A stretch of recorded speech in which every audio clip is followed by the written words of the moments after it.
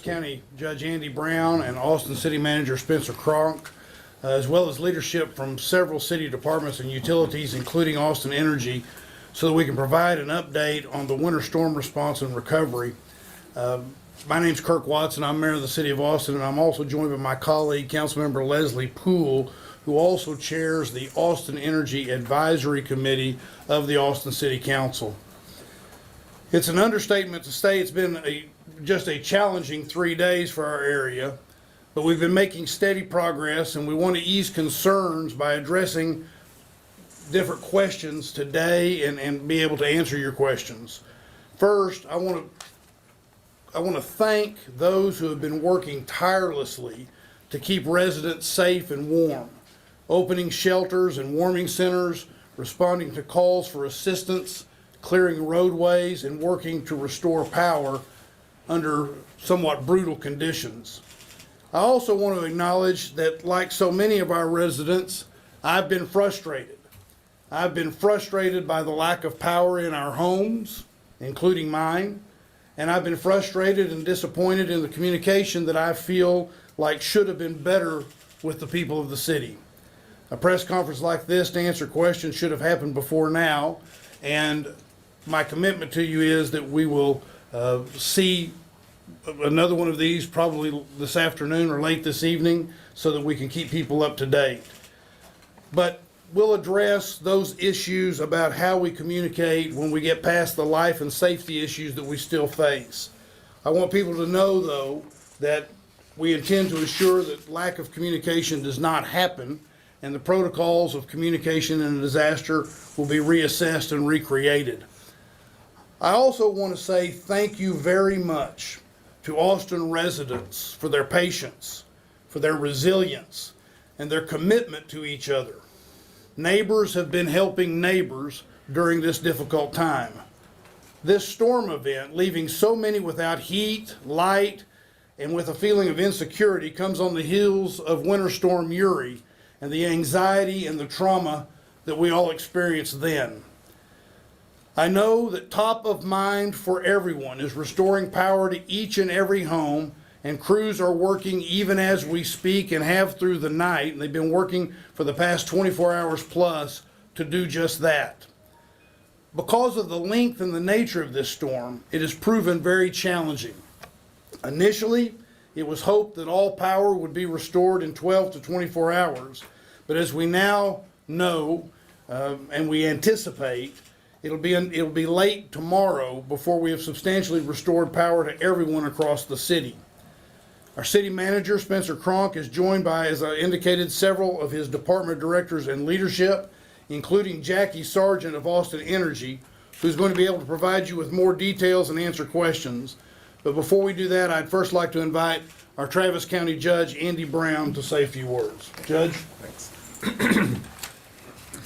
Good morning. I'm Travis County Judge Andy Brown.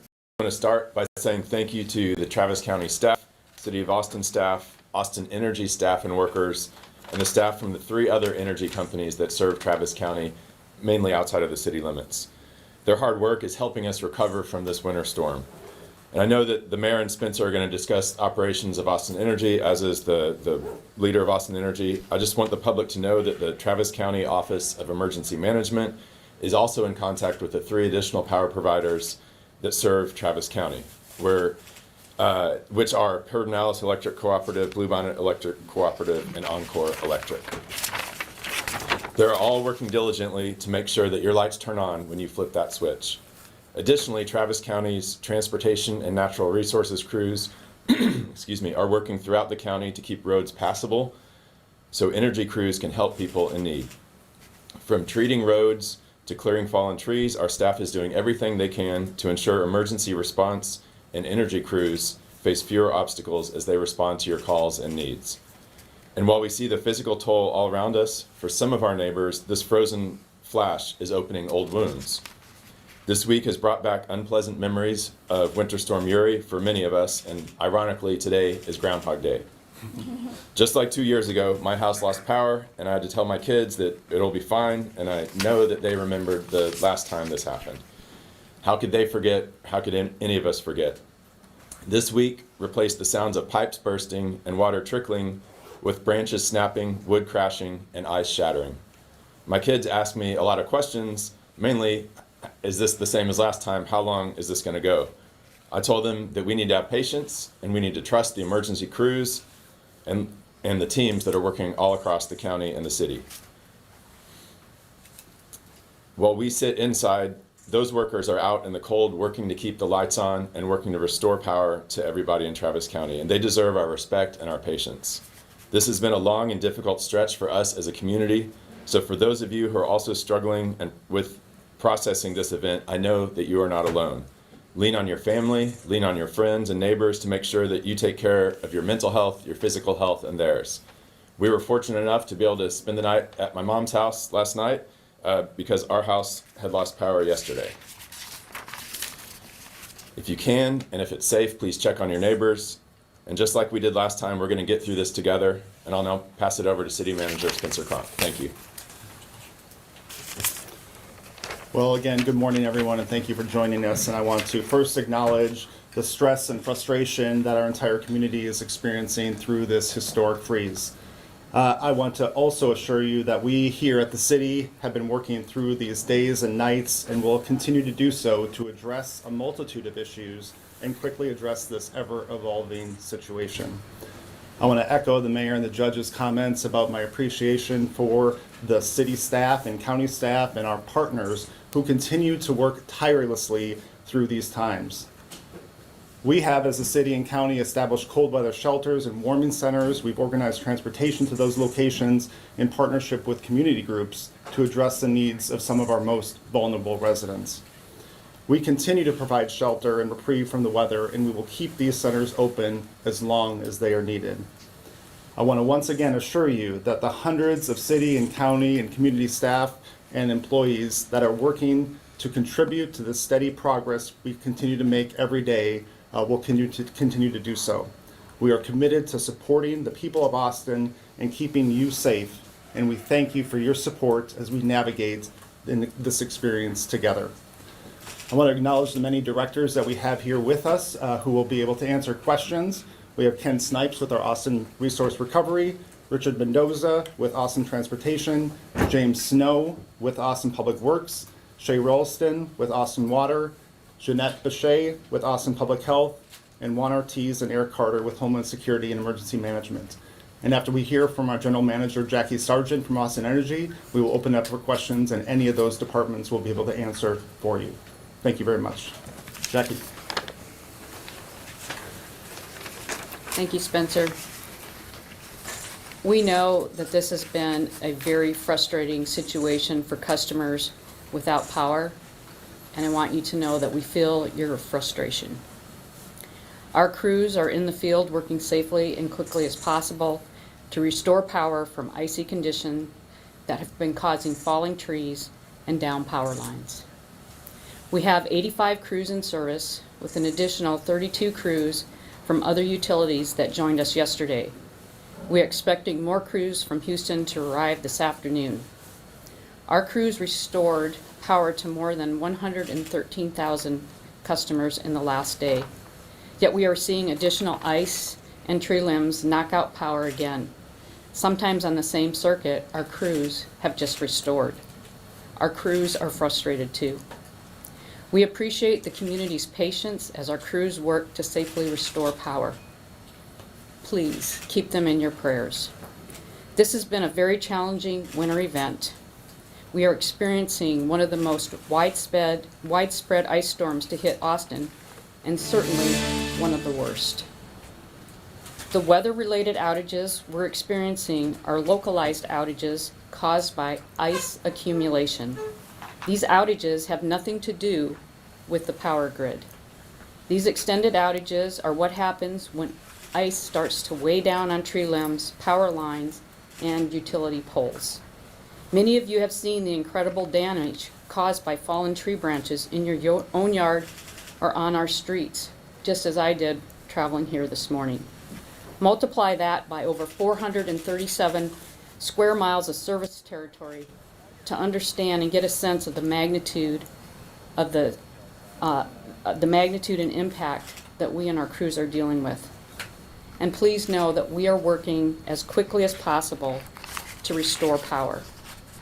We've gotten a lot of questions about the outage map specifically. Because it is updating every 10 minutes, it may not or may not show specific addresses and instead just show a general area. In addition, as we restore power to some areas, other outages occur in different areas, and the map can sometimes make it look like we're not making any progress.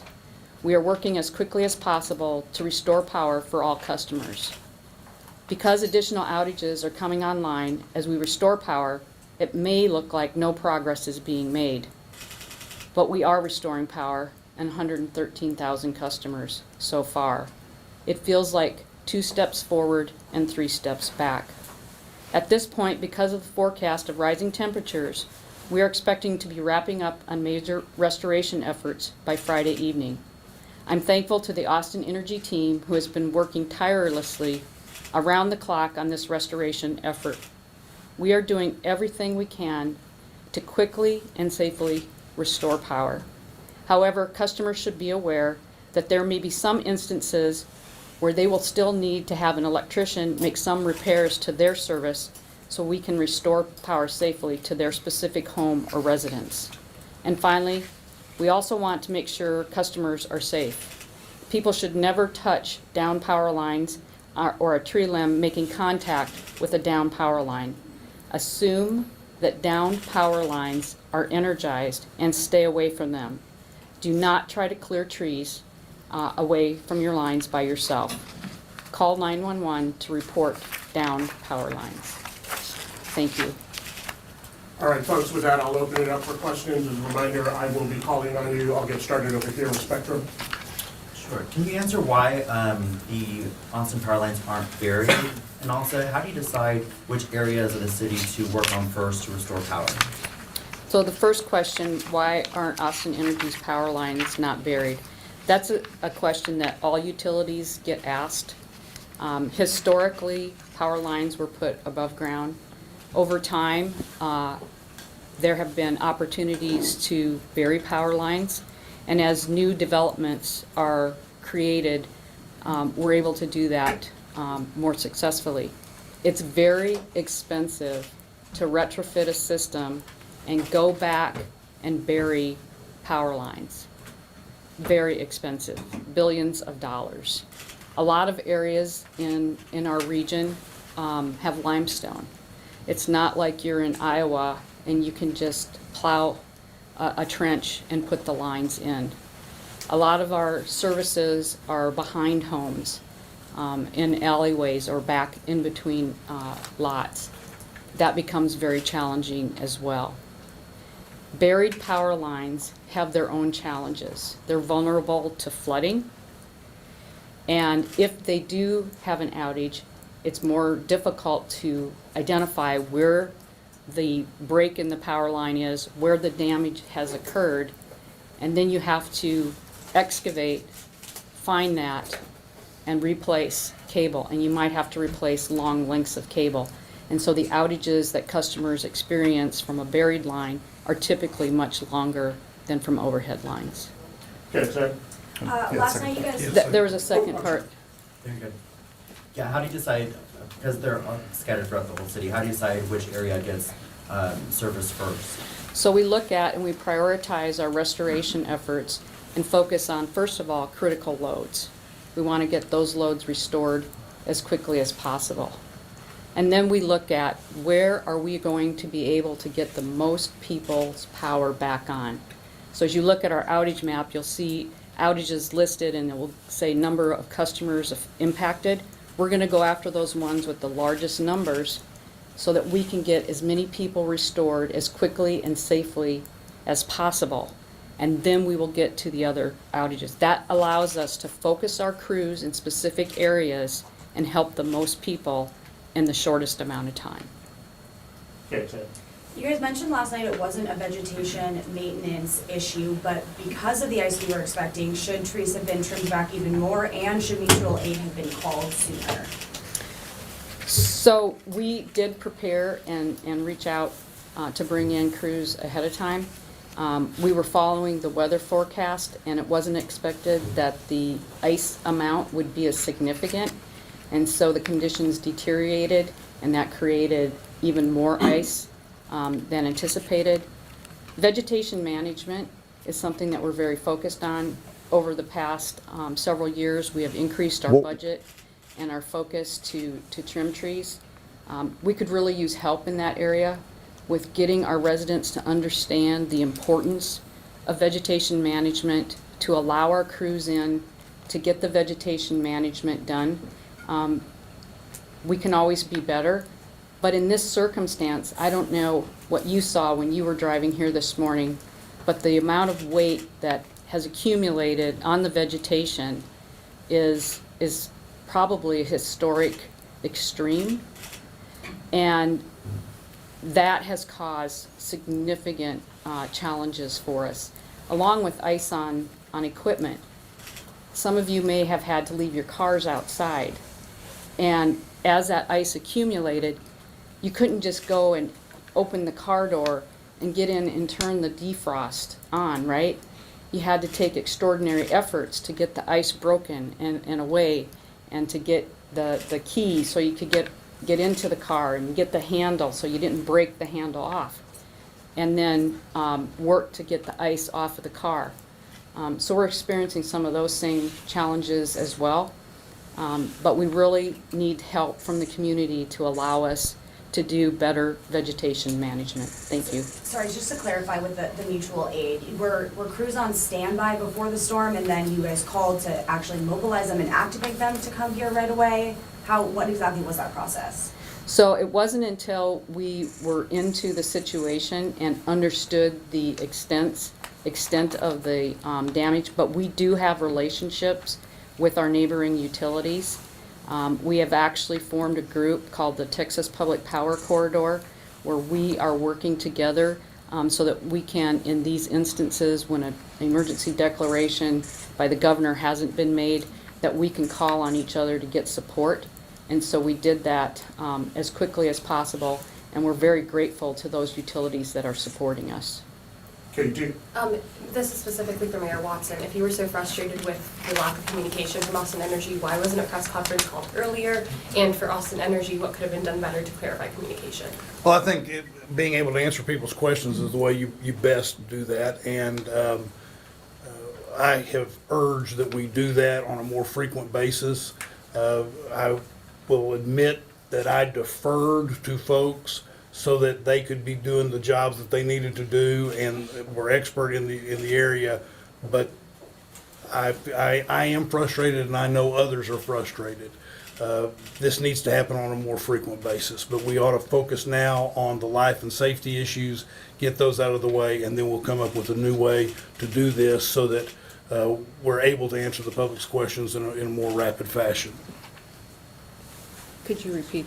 Yeah, what was the delay in the communication? Why was it that it took so long to get here? To get to this point.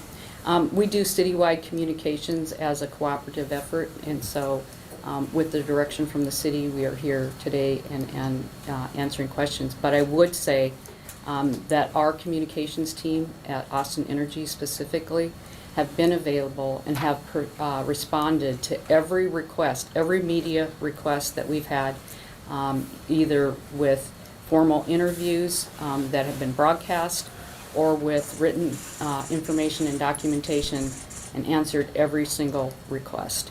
We've also published information on social media, and we've used press releases, and we've put banners on our website and shared information that way as well. Can I ask a follow-up? Go ahead. Why is it that communication went to city leaders like the city council and mayor before it came to the general public?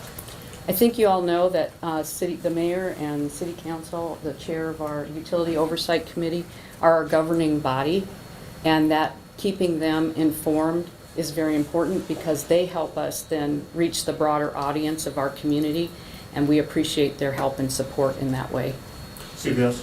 Going back to the outage map, the map has hovered basically between 150,000 to 165,000 throughout kind of the last day. We're hearing from residents, on the ground and also on social media saying, I'm without power, but you still don't see mine on the map. Does this mean there's more people without power than reported on the map, or how does that work? So when you look at the outage map, you'll see that there are outages, and then the size of those outages, and the numbers of customers impacted.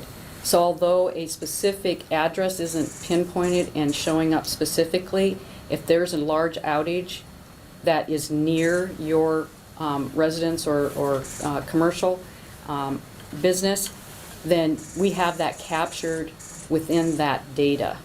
We had unusually high amount of inquiries and access. We overloaded the system. We had to engage our vendor to help us manage that.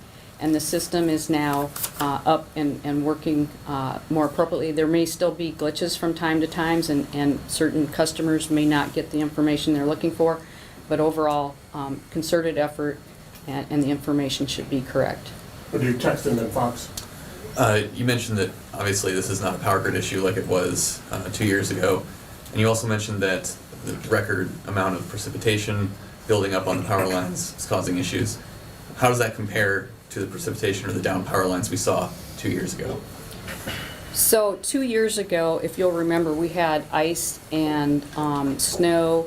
Well, we had rain, then freezing rain, then ice and snow prior to the call from ERCOT to shed, controlled load shed. We had every customer restored before that event started. We were able to do that. It wasn't as widespread across our entire service territory like this has been, from northern part of San Antonio all the way up into northeast Texas and other communities. It was more isolated to the western side of our utility, so a smaller footprint, and we were able to address that. So the outages that occurred during Winter Storm Uri were from the required load shed directives that we received from ERCOT in order to maintain the stability of the grid. How much is this going to cost to fix this? I don't have those numbers at this time. Fox? Initially, I wanted to know what the plans were to ramp up, after seeing what can happen, what ramp up the clearing of vegetation. But now I want to know, are homeowners, or are they the obstacle? Are they not letting you? And what kind of legal recourse do you have? Can you just tell them this is a danger, we need to clear this, and we are going to? Or are they saying, no, you can't? So we have policies that are given to us that direct our our vegetation management programs. And because we want to preserve the beautiful urban canopy that we have here, we often are only allowed to do V-cuts for certain portions of lines, so trees that are under lines, and that weakens the trees. And so in cases like this, it actually adds to the potential problem. We'll be working with our policymakers to help us with that, but certainly helping us educate the community of the importance of that and the need for that is going to be something that we would appreciate your help with. You go right here with Senator Van Katie. Hi, Carolina with Univision. Quick question. Right now, we know Austin Energy already got approved by the city 2 hikes, so people are going to see an increase in their monthly bills. This is from already. Are you expecting now that we're going to have another price increase? I know you just mentioned that you don't have an estimate of how much these reparations are going to cost, but is that something clients should be, getting ready for, even though right now they don't have electricity? So, rates are something that are always challenging. We have different types of rates. So when you're talking about 2 rate hikes, I would want to clarify that last fall what we did was we did an adjustment to the power supply adjustment. As you know, Austin Energy is a not-for-profit utility, and during Winter Storm Uri, our generation performed very well, which is a benefit for our community and our customers. As a result of that, all funds that we received as a result of that strong performance of our generation yielded us a net positive revenue. Over the course of the following year, in our fiscal year 2022 or rate year 2022, we refunded those dollars, dollar for dollar, exactly dollar for dollar back to our customers. So we artificially set the power supply adjustment low, and the actual cost of power in the marketplace was much higher. So when all that money was given back to customers, we had to reset that power supply adjustment to meet the cost, because again, it's a dollar for dollar. So are we expecting perhaps another power increase? That's the main question, like, was this? Not at this time, no. I'm going to go to KVUE. Before I go, just remember, we do have other directors here that can also respond to debris recovery and things like that. KVUE? And so for the people who don't have power, right, and they are having trouble with the outage map because if it doesn't show their address or something like that, how are they able to track the essential progress of when their power may be restored? I know we're expecting everything to be restored by Friday at 6, but a lot of times in a normal situation you're able to check that map and it gives you an estimated time and it tells you a crew's been assigned and things like that. That information is not working for everyone. What can they do? So you're asking about estimated restoration time. So when we go into storm mode like this, where we have such widespread outages and damage from vegetation and the ice across the system, we turn that feature off because we cannot until we get patrols out there to understand every individual outage and what it's going to take to restore it, we can't give those estimates. So anything that would come out of the system would be inaccurate. So we intentionally turn that off until we get out of storm mode. Right now, the information on the outage map has been rectified and should be correct, and people should be able to enter their information and get information with regard to their outage. And I want to remind you that I talked about the big outages. If there's a big outage showing on the map that's close to your residence or where you are without power, then it's safe to assume that we are aware of your outage and it's in the process of being prioritized to be restored. Go with Trigan. How did the online and texting reporting system crash, and what is going to be done in the future to prevent it from crashing? So we have been working with our vendor, and right now it is up and working. The texting feature is a bit challenging because if you're going to text out information, you want to have accurate information. And this has been a very fluid situation, and we've seen the precipitation and the temperatures change and impacting the system. And I talked about the restoration efforts that we have and how as we move through the system, circuits that have been restored now become out of service. And so it really is like 2 steps forward and 3 steps back. So we don't want to be sending information inappropriately that your power has been restored and then all of a sudden it is no longer restored because something else on the system has occurred.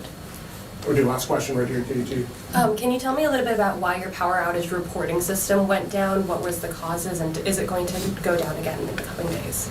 It was a challenge with our vendor and the overload of the system and how many people were accessing that system at the same time. So we've been working with our IT department, with the vendor of that system, and we believe that we have that corrected at this time. We will include that in part of our after-action review that we will do, and we will look at how we can ensure better performance of that system going forward into the future. All right, folks, thank you all. Hang on one second. I've received a lot of questions about what's going to happen with. I've received a lot of questions about what's going to happen with solid waste service and with picking up trash and what we're going to do about the debris of the things that have fallen. And it would be very beneficial if y'all would help let people know what the status of that is. So if it's okay, I would ask Director Snipes to just say a few words. Good morning, Director Ken Snipes with Austin Resource Recovery. Just want to let everyone know that we are resuming our collection services starting today. Due to the weather impacts, we suspended services a bit early on Tuesday. We're going to pick up today where we left off on Tuesday. For those who have large storm debris, we ask that you cut those items up and get them to the curb, and we will collect them. If you are unable to take care of that yourself due to either a disability or financial means, etc., then the city is currently working on an agreement with a nonprofit to help it and assist with those. Thank you. Do you want to say anything? Okay. And we're going to actually ask our Austin Water Director to say a few words as well. Thank you, Mayor. Good morning. Austin Water operations has been in 24/7 operations since the event began. Our treatment plants have operated normally and put plenty of water into the system. Unlike Winter Storm Uri, we have not seen the widespread pipe breaks on the private side and on the public side. We do have several dozen pump stations that move water around our system, and we have been working very closely with Austin Energy to restore power to those pump stations when it has gone out. We are still working very diligently to keep storage tanks full throughout our system, and we will continue to work on those restoration efforts until the power is firm for us again. So we continue to monitor storage tank levels in all areas of our system. Any other directors? Please. James Snowden, Director of Public Works. Just let you know that we've had crews on working throughout Tuesday to deal with the road conditions. We now, because we're in recovery operations, are switching to clearing debris in the right-of-way. As we've been talking about, we're working with ARR to make sure that debris is cleared. We ask the public not to touch that debris. Rather, if you could call 311. Right now, we're prioritizing our crews to first direct the major right-of-way, which is arterials, and then move into the neighborhoods. As Ken said, we're also working with a nonprofit to help those who need assistance, because we are focused at Public Works on just the public right-of-way and not the private property. But if anybody has frustrations, please call 311. We are taking those lists. We are prioritizing it and making sure that we remove the debris as quick as possible. We brought in additional people to help with that, and we'll continue throughout the night. During the night, we'll be just focused on emergency situations, because obviously during the day it's easier to clear that, and we're working with our partners with Travis County and TxDOT to address those issues. Is there anything people can do to help with that debris? Is there any debris that they can or should move? We prefer not to, because of unsafe conditions. Even our crews out there, we're just making sure they're safe. If we, especially because sometimes there's integral power lines with this, so we want to make sure just be safe. We ask our crews to be the same. We also have activated our tree removal service contract to help us with the additional resource to get this done as soon as possible. Road conditions seem pretty fine right now. That wasn't obviously always the case this week.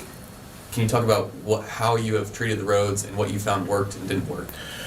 We've been working with TxDOT and the county. We've been lucky in the city. Most of our roads have been passable. What we've been focused on is the elevated highways and some of the low-lying areas. We've been treating those throughout the time. We have crews that have been through the time taking temperatures, because obviously the road temperature is the key for whether the ice sticks or not, and then reporting back. We've been addressing it on a one-on-one basis, but we've been focused on the arterials so people get through the city and passable. And now but we have we've had little issues as far as the roads, as far as that. Now it's more of the debris that's been the biggest issue that we've been addressing. KG. This question is for anyone. What would you say to anyone who has been without power for 24 hours now and may not be getting it back tonight? Yeah. And then can you provide the cold weather shelter? Yeah, sure. Janet Pichette with Austin Public Health. We currently have cold weather shelters operational right now. Those cold weather shelters will continue through the evening and through Friday, and they will operate you can go and register for access to that shelter by going to One Texas Center at 505 Barton Springs Road between 6 p.m. and 8 p.m. If you're able to get transportation there, you can get your car, get there, and you will have transportation through Cap Metro from that location onto a assigned shelter.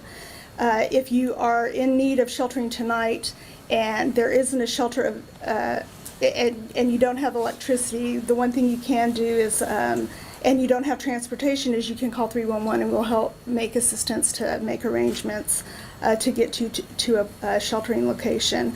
During the day, between 9 and 5 today, we have 4 warming centers that are operational, so those who need to get some respite from being without electricity can go to one of 4 locations. One's at Little Walnut Creek Branch Library, which is located at 835 West Runberg Lane. The second is at Terrazas Branch Library, which is at 1105 East Cesar Chavez. The third, Turner Roberts Recreation Center at 7201 Colony Loop Drive, and the Central Library located at 710 West Cesar Chavez. Those will be operational, as I said, between 9 and 5 p.m. today.